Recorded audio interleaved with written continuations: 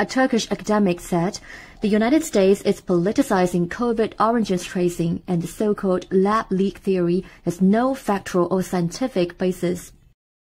Diplomatik ölçekte, ekonomik ölçekte, politik ölçekte, ideolojik, entelektüel ölçekte Çin'e saldırıları olan ABD, salgın hastalık söz konusu olduğunda da bunu fırsat bildi.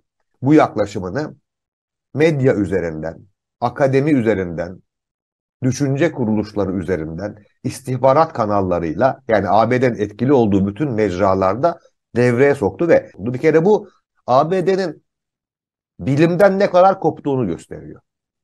Bu bir. İki, ABD'nin gerçeklikten ne kadar koptuğunu gösteriyor. İki.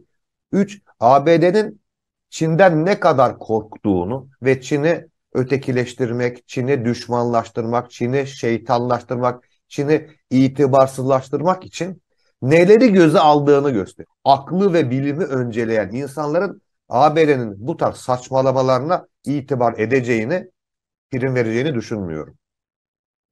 China has once again urged the U.S. side to immediately stop political manipulation on COVID origin tracing and voluntarily share the data of suspected early cases in the United States with the WHO.